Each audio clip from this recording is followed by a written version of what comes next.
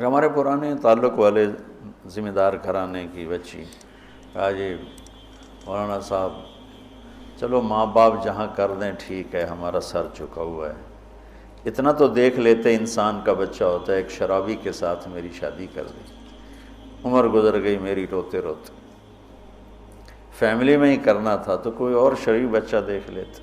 مجھے صرف فون پہ کہا گیا کہ باسی تیری منگنی کر دیتی ہے تو فلانی تاریخ نو تیری شادی، اور وہ شرابی تھا میرا، آج تک وہ شراب پیتا۔ یہ وہ دکھتے ہوئے مسائل ہیں جن کو ہم دین کی روشنی میں دیکھتے ہی نہیں ہیں، اپنے رواج کی روشنی میں دیکھتے ہیں۔ ہمارا رواج کیا ہے، ہمارا دستور کیا ہے، اس پر ہم چلتے ہیں۔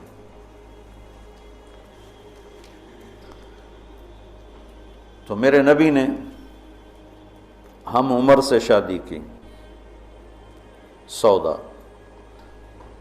عمر سے بڑی سے شادی کی، خدیجہ، کم عمر سے شادی کی باقی ساری بیگمات، خاص طور پہ حضرت عائشہ،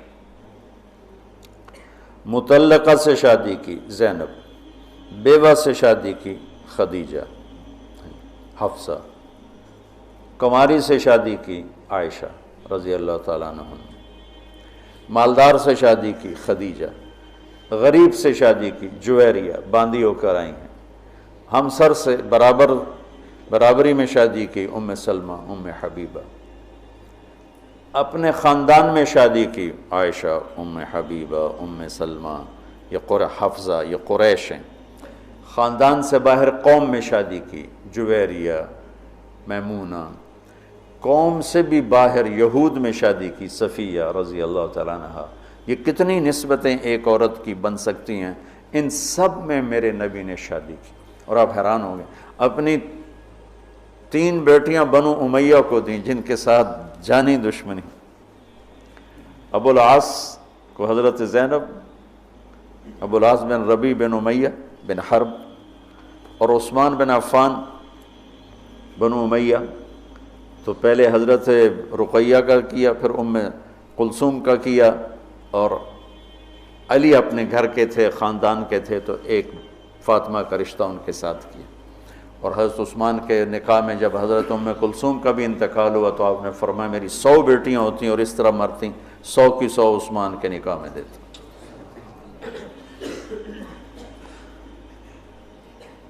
یہ معاشرت کے احکام کو اللہ روزے کے درمیان لے کر آئے، اوپر بھی روزہ ہے، نیچے بھی روزہ ہے، اور اس کے بیچ میں اللہ تبارک و تعالی ہمیں یہ دکھا رہا ہے کہ معاشرت عبادات کی طرح ہے، عبادت کی طرح ہے۔ معاشرت خوبصورت نہیں ہوگی تو ہمارا دین خوبصورت نہیں ہوگا۔ میں بیوی کو عزت نہیں دوں گا، دیکھو طنز کا بول ایسا جیسے کپڑے پھاڑ دینا، بے عزت کرنے کا بول ایسا جیسے کپڑے پھاڑ دینا۔ اور میں کتنا ہی پاگل ہو جاؤں غصے میں اپنا کرتا خود نہیں پھاڑتا ہوں، میں کسی کا کرتا تو پھاڑوں گا، اپنا نہیں پھاڑوں گا۔ تو میری بیوی میرا لباس ہے، مجھے غصہ چڑھا ہوا ہے، مجھے گلہ آیا ہوا ہے، تو میں لباس پہ ہاتھ نہیں ڈالوں گا۔ یہ میں کیا کہہ رہا ہوں کہ میں بیوی کی دل شکنی نہیں کروں گا، بیوی خامند کی دل شکنی نہیں کرے گی، برداشت کریں گے، تب جا کر یہ رشتہ خوبصورت ہوگا۔ دنیا میں کسی بھی رشتے کو باقی رکھنے کے لیے برداشت کے سوا کوئی قانون نہیں، اور اس رشتے کے لیے برداشت سب سے زیادہ ہے کہ برابری کا رشتہ ہے، کبھی خامند گرم کبھی بیوی گرم، تو دونوں ہی گرم تو پھر آگ بھڑکے گی اور بڑھتی چلی جائے گی۔ ایک بچہ مجھے آ کے ملا ملتان سے، ٹاپ کیا اس نے پورے پنجاب میں FSC میں، تو کہا جی میں 2 دفعہ خودکشی کی کوشش کر چکا ہوں۔ میں نے کہا تم اتنے پڑھنے لکھنے والے بچے تم کیوں خودکشی؟ کہا جی میرے ماں باپ دونوں آپس میں اتنا لڑتے ہیں کہ ان کی لڑائی سے بددل ہو کر میں نے 2 دفعہ خودکشی کی کوشش کی۔ تو میرے نبی نے 11 گھر آباد کر کے ہمیں زندگی سکھائی ہے کہ اس خوبصورت رشتے کو کیسے نبھانا ہے۔ اس خوبصورت رشتے کو عبدالحی صاحب رحمۃ اللہ علیہ، ڈاکٹر عبدالحی، مفتی تقی صاحب کے شیخ اور رفیع صاحب کے، ان کی کتاب میں واقعہ میں نے پڑھا کہ ایک مرید کے ہاں گئے تو کھانا بڑا پسند آیا، تو فرمایا کس نے پکایا؟ کہا جی بیگم نے۔ کہا بلاؤ۔ ان کی بیگم آ گئیں تو ان سے فرمایا کہ بیٹی آپ کا کھانا بہت بڑھیا تھا، تو بہت اچھا لگا، آپ کا شکریہ ادا کرنا تھا۔ تو وہ زاروں قطار رونے لگی۔ تو ڈاکٹر صاحب نے کہا اس میں رونے کی کیا بات ہے؟ کہا جی آپ کے مرید کے پاس 30 سال ہو گئے، کبھی ایک لفظ اس نے تعریف کا نہیں کہا، 30 سال میں ایک لفظ کبھی نہیں سنا کہ ماشاءاللہ بہت اچھا۔ ایک دوسرے کی تعریف کرو، بیوی خامند کو دیکھے تعریف کرے، خامند بیوی کو دیکھے تعریف کرے۔ اچھا لباس پہنا ہے تعریف کرو، اچھا لباس پہنا ہے بیوی کہ آپ بڑے اچھے لگ رہے ہیں، خامند کہ آپ بڑی اچھی لگ رہی ہیں، اور ایک دوسرے کے لیے تیار ہو کے رہو۔ ایک تزینوا لنسائکم، اپنی بیویوں کے لیے زیب و زینت اختیار کرو۔ حضرت ابن عباس فرماتے ہیں کہ میں اپنی بیوی کے لیے خاص طور پہ زیب و زینت اختیار کرتا ہوں، چونکہ جیسے میری بیوی میرے لیے میک اپ کرتی ہے، میں اپنی بیگم کے لیے میک اپ کرتا ہوں۔ اب اتنے بڑے بڑے پگڑ تم نے باندھے ہوں تو تمہاری بیوی ویسے ہی ڈر جائے گی۔ اور لمبے لمبے چوغے وہ جو مولانا عبدالغفور صاحب کے شاگرد ہیں، وہ دیکھ کے لگتا ہے جن آ رہے ہیں۔ اسلام کو اس طرح خوبصورت کر کے پیش کرو کہ دیکھنے والوں کو کشش محسوس، دیکھنے والوں کا بول ایسا بولو۔ لباس 2 کام کرتا ہے، ایک خوبصورت بناتا ہے، ایک عیب چھپاتا ہے۔ یہی کام اپنی بیوی کے لیے کرو، اس کے لیے زندگی کو خوبصورت بناؤ، اس کی کمیاں چھپاؤ۔ وہ خامند کے لیے کرے کہ اس کی کمیوں کو چھپائے، اس کی زندگی کو خوبصورت بنائے، تب یہ سارا کچھ لفظ لباس ہے۔ تیسرا دن ہو چکا میں آپ کو لباس لباس لباس پر، کہ یہ بہت اہم مضمون ہے۔ آپ سب فارغ ہونے والے وقت کے زیادہ قریب ہو چکے ہو، ابتدائی سالوں سے آگے انتہائی سالوں میں آگے، آپ سب کی بہت سو کی شادی ہو چکی، بہت سو کی انشاءاللہ اب سب کی ہو جائے گی۔ تو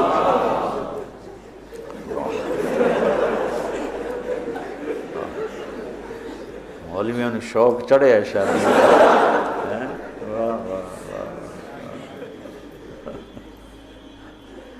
ہاں کرو، لیکن جو میں سبق یاد دلا رہا ہوں اسے یاد رکھنا۔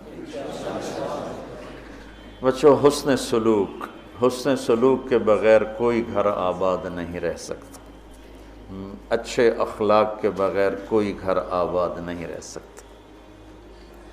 پھر اللہ تعالیٰ نے تشبیہ دی ہے، نساؤکم حرث لکم فأتوا حرثکم انا شئتم وقدموا لانفسکم۔ تمہاری بیوی تمہاری کھیتی ہے۔ کیا تشبیہ ہے خوبصورت دوسری، وہاں لباس یہاں کھیتی۔ میرا زمیندار گھرانے سے تعلق، لہذا بچپن سے کھیتی کو ہوتا بھی دیکھ رہے ہیں اور کیسے اس پہ جان لگتی وہ بھی دیکھ رہے ہیں۔ میں نے فزیکلی زندگی میں 4 مہینے زمیندارہ کروایا تھا 1984، یعنی پورے پروسیس سے گزرا، جیسے ایک مزدور کرتا ہے ایسے اپنے مزدوروں کے ساتھ مل کر۔ کتنی خوبصورت تشبیہ ہے۔ فصل کو ڈنڈے مارتے ہیں، کپاس کو دیکھا کوئی ذمہ دار ڈنڈوں سے کوٹ رہا ہو یا گالیاں دے رہا ہو، آم کے پودے کو لتر مارو تو پھل ہی نہیں دیتا، تیری بلانے دی۔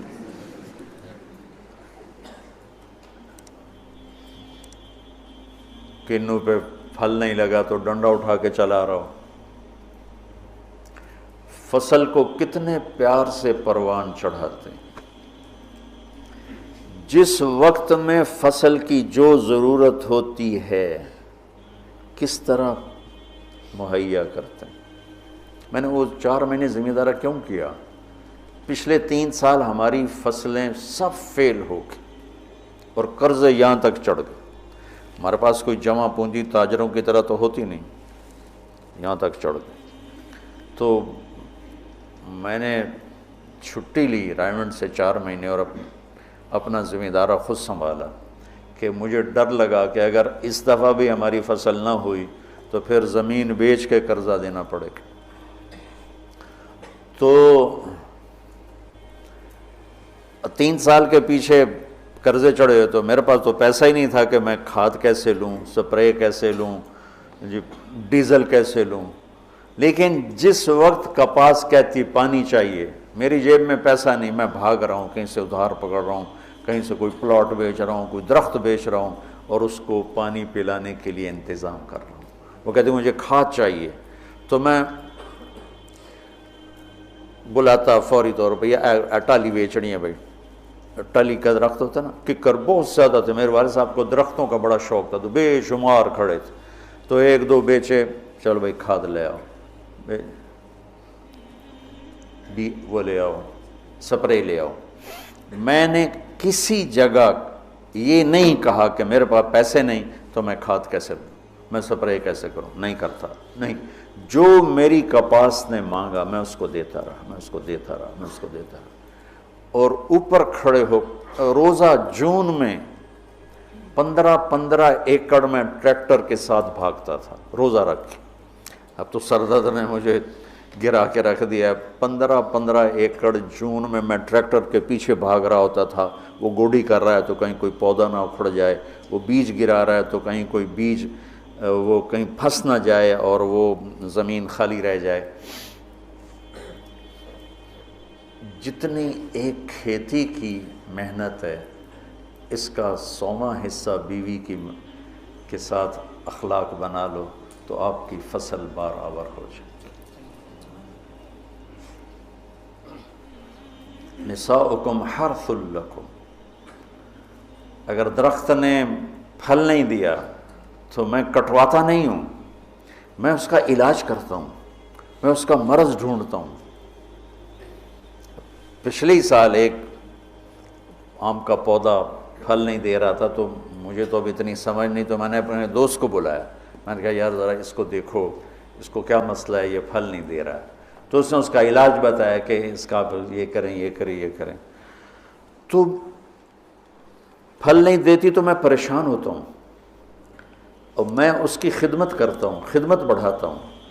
اب اس کو آپ رشتوں پہ اس رشتے پر فٹ کرتے جاؤ کہ بھائی تمہاری بیوی بہت بدتمیز ہے، تو سمجھو درخت ہے، پھل کوئی نہیں۔ تو اب وہ پانی مانگے تم پانی دو، وہ محبت مانگے تم محبت دو، وہ روٹی مانگے تم روٹی دو، وہ لباس مانگے تم لباس دو۔ چونکہ محبت ایک اتنا بڑا جادو ہے کہ ساری دنیا کے جادوؤں کا توڑ موجود ہے، محبت کے جادو کا توڑ کوئی نہیں۔ بادن ہوا کا صبرت ام لم تصبرا وبکاک ان لم یجر دمعک او جرا امر الفؤاد لسانہ وجفونہ فکتمنہ وکفا بجسمک مخبرا۔ محبت کا جادو سر چڑھ کے بولتا ہے۔ پھر کوئی کھیتی ایسی نہیں جس میں گندی جھاڑیاں نہ پیدا ہوتی، دنیا بھر میں پھر کے دیکھ لیا ہے، بڑے بڑے فارم دیکھ لی، کوئی کھیتی ایسی نہیں ہے جس میں گندی جھاڑی نہ پیدا ہوتی ہو، کوئی خاوند بیوی کا رشتہ ایسا نہیں ہے جس میں اونچ نیچ نہ ہوتی ہو۔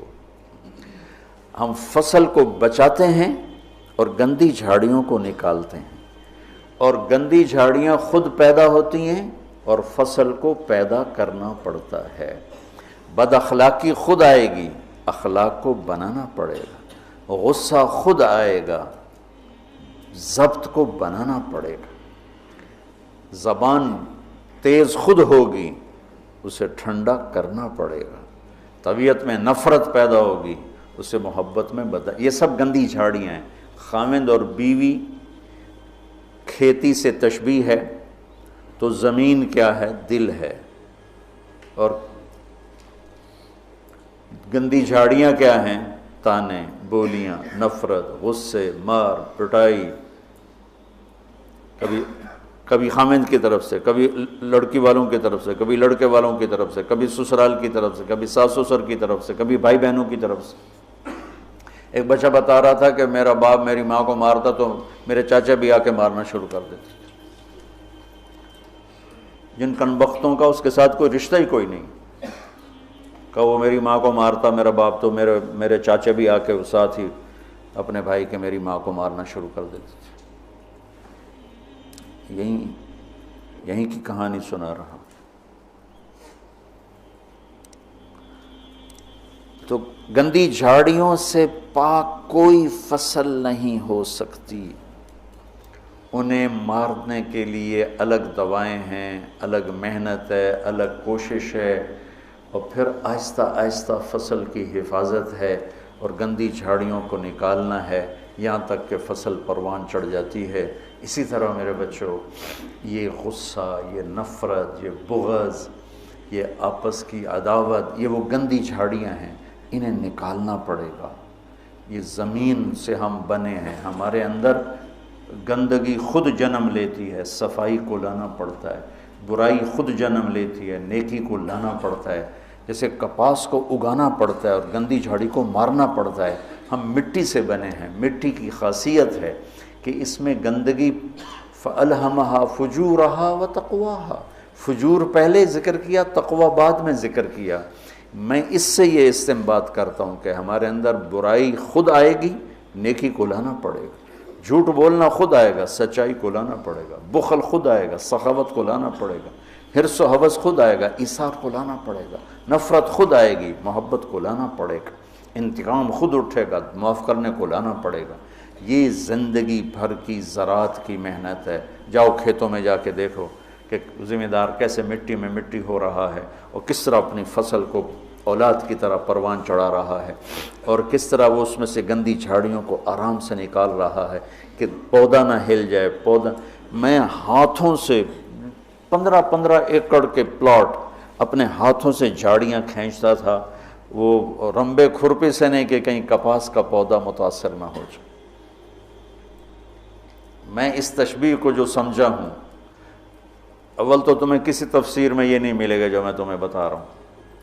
میں تو اس کو زراعت سے سمجھ کے تمہیں بتا رہا ہوں، ورنہ ہر ایک نے وہ ایک مخصوص معنی میں اس کو استعمال کیا. فاتو حرثکم انا شئتم، اس کے بارے میں اقبال و ادبار میں اس کو استعمال کیا ہے.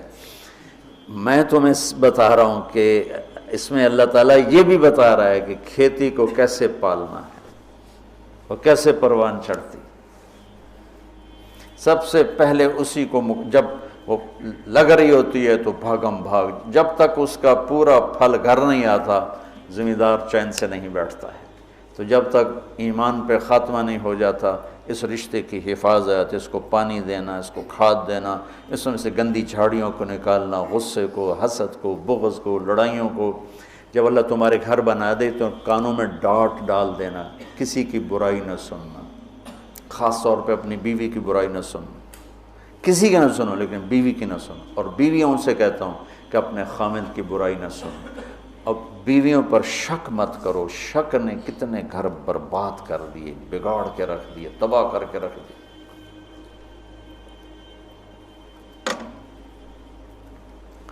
اعتماد کرو. نکاح کا ایک مطلب ہے عورت پر مرد کا اعتماد کرنا. اب یہ موبائل کا زمانہ ہے، بیویاں خامدوں کو موبائل ڈھونڈ رہی ہوتی ہیں اور خامد بیویوں کو موبائل ڈھونڈ رہے ہوتے ہیں کہ کتنے میسج کیتا، کتوں میسج آیا. یہ ایسی بدتمیزی، بد اخلاقی، یہ زندگی کے ماتھے پر بہت گندا بدنما داغ ہے. میں قربان جاؤں اپنے نبی کی. جو حضرت عائشہ پہ تہمت لگی کوئی ایسے نہیں لگی، بہت بڑی حکمتیں تھی پیچھے، اور سارا ماحول متاثر ہو چکا ہے. وحی بند ہے اور میرے نبی کہہ رہے ہیں عائشہ کوئی غلطی ہوئی ہے تو توبہ کرو، اللہ معاف کر دے گا. ذرا اپنے آپ کو یہاں خود اپنے آپ کو بٹھا کے سوچو. میں قربان جاؤں، کیا ظرف ہے میرے نبی کا. عائشہ کوئی غلطی ہوئی ہے تو توبہ کر، اللہ معاف کر دے گا. یہ نہیں کہ غلطی بتا میں تمہیں ابھی طلاق دیتا ہوں، ابھی تیرا سر اتارتا ہوں. کتنی بچیاں شک کی بنیاد پہ ذبح کر دی. لڑکے شادیاں کر کے زنا کرتے ہیں اور بچی سے پر شک پڑ جائے تو اسے جان سے مار دیتے. لڑکا گناہ کرے، لڑکی کرے، دونوں ہی بشر ہیں، دونوں ہی انسان ہیں. اس سے بھی خطا ہو سکتی، اس سے بھی ہو سکتی. بیٹی سے خطا ہو جائے تو غیرت پہ زد پڑ گئی لہذا اسے ذبح کر دو، اور بیٹا شادیاں کر کے بھی منہ کالے کرتا رہے تو کوئی نہیں جی چھوڑ چک کرنا. یہ میرے ماحول کے آگ ہے جو بھڑک رہی ہے، کسی سے بھی خطا ہو سکتی، بشر ہے، یہ بھی بشر ہے، یہ بھی بشر، اور میرے نبی میں قربان جاؤں، واہ یا رسول اللہ، واہ یا رسول اللہ، واہ یا رسول اللہ۔ عائشہ اگر کوئی کمی ہوئی ہے تو توبہ کر لے، اللہ معاف کر دے گا۔ اللہ اکبر، سوچو تو صحیح، اس سے زیادہ کوئی عورت کو کون عزت دے گا؟ کہ آپ نے ان کو ایک بشر سمجھ کے کہا، ہوئی ہے کوئی کمی تو توبہ کر، اللہ معاف کر دے، نہیں ہوئی تو اللہ تیری شان میں کچھ نہ کچھ ضرور تیری صفائی دے گا۔ اسی وقت پھر اللہ نے جبریل کو اتارا۔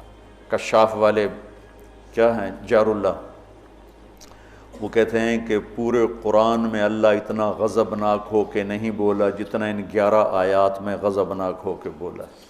اتنا کفر کے خلاف بھی اللہ غصے میں نہیں بولا جتنا ان میں بولا ہے۔ اب شیخ رمضی جیسے ڈھونڈیں کہ وہ غصے والا اظہار کیا ہے، میں نے تو خالی پڑھا ہے، تو میں نے اس کو ڈھونڈنے کی کوشش بھی کی کہ بھئی وہ کیا چیز ہے جو یہاں ہے اور کفار کے، فرعون کے لیے بھی نہیں، حامان شداد کے لیے بھی نہیں، جو تہمت لگانے والوں کے خلاف اللہ تعالیٰ نے غیظ و غضب کے ساتھ بات کی۔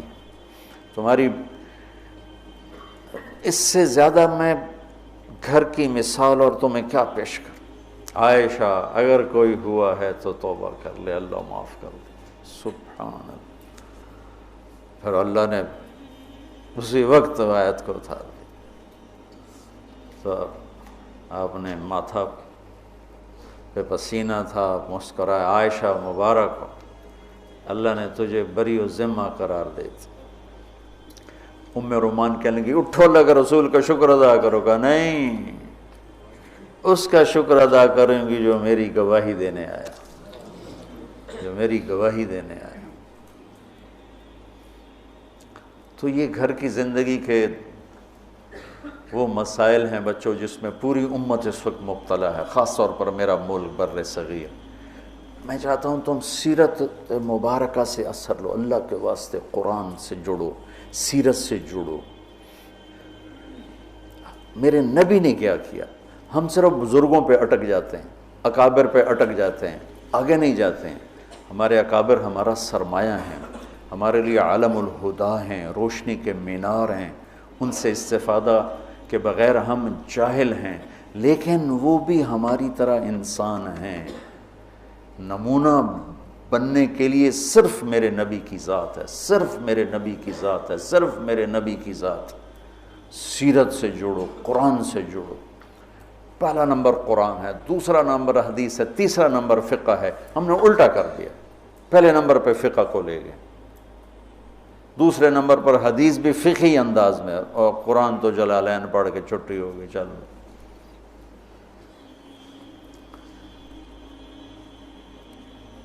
تو میں چاہتا ہوں دنیا سے جانے سے پہلے اللہ میرے ذریعے سے ایک ایسا طبقہ تیار کر دے جو قرآن سے جڑا ہوا، جو حدیث سے سیرت سے جڑا ہوا۔ ایک ہے فقہ الحدیث، فقہ السنہ، ایک ہے فقہ السیرہ۔ میں یہ چاہتا ہوں، فقہ السیرہ چاہتا ہوں۔ فقہ السنہ پہ تو بہت کام ہو چکا ہے، بخاری، مسلم، نسائی، ابو داؤد، یہ سب فقہ السنہ ہے۔ فقہ السیرہ کہ میرے نبی کی زندگی سے مجھے کیا روشنی ملتی ہے، وہ چاہتا ہوں۔ اللہ تعالیٰ مجھے بھی دے دے، اللہ آپ کو بھی دے دے۔ اللہم لک الحمد کما انت اہلہ، وصلی علی محمد کما انت اہلہ، وفعل بنا ما انت اہلہ، انک اہل التقوی و اہل المغفرہ۔ یا اللہ ہمیں قرآن سے جوڑ دے، یا اللہ ہمیں اپنے حبیب سے جوڑ دے، یا اللہ ہمیں سیرت سے جوڑ دے، یا اللہ ہمارا آئیڈیل اپنے نبی کو بنا دے، یا اللہ ہماری ہر ادا سنت میں ڈھال دے، یا اللہ ان بچوں کو قبول فرما، یا اللہ انہیں ہر جگہ جہاں یہ جائیں ہدایت کا ذریعہ بنا، ہدایت کا ذریعہ بنا، ہدایت کا ذریعہ بنا۔ یہ ہمارے شاخیں اور یہ ہمارا مرکز، اس سب کو اپنے فضل و کرم سے قبولیت کا شرف نصیب فرما۔ جتنے دوست شریک مجلس ہیں یا سن رہے ہیں اور ہاتھ اٹھائے ہوئے ہیں، یا اللہ سب سے راضی ہو جا، سب کی دنیا بھی بنا دے، سب کی آخرت بھی بنا دے۔ یا اللہ نہ ہم دنیا کے دکھ سہ سکتے ہیں نہ آخرت کے، ہمیں دنیا کے دکھوں سے بھی بچا، ہمیں آخرت کے دکھوں سے بھی بچا میرے مولا۔ نہ یہاں کا درد سہا جاتا ہے نہ وہاں کا، یہاں کے دردوں سے بچا، وہاں کے دردوں سے بچا میرے مولا۔ ہماری زندگی کا سب سے بہترین حصہ آخری بنا دے، ہمارے اعمال کا سب سے بہترین عمل آخری عمل بنا دے، اور جس دن تیری ملاقات ہو وہ دن ہماری زندگی کا سب سے خوبصورت دن بنا دے۔ یا اللہ تو ہمیں دیکھ کے خوش ہو جائے، ہم تجھے دیکھ کے خوش ہو جائیں۔ یا اللہ تو پوری امت پر آئے ہوئے مصیبتوں کے بادل ہٹا دے۔ یا اللہ پوری دنیا کے فرعونہ کو زیر و زبر فرما دے، پوری دنیا کے شداد حامان قارونوں کو عبرت کا نشان بنا دے، اور پوری دنیا کے انسانوں کے لیے یا اللہ اسلام کا دروازہ کھول دے۔ یا اللہ ہمارے ملک کی حفاظت فرما، اسے فتنوں سے بچا، اندر باہر کے دشمنوں سے حفاظت فرما۔ یا اللہ تو ہماری بھی حفاظت فرما، ہماری نسلوں کی بھی حفاظت فرما۔ یا اللہ ہم سب سے راضی ہو جا، آمین۔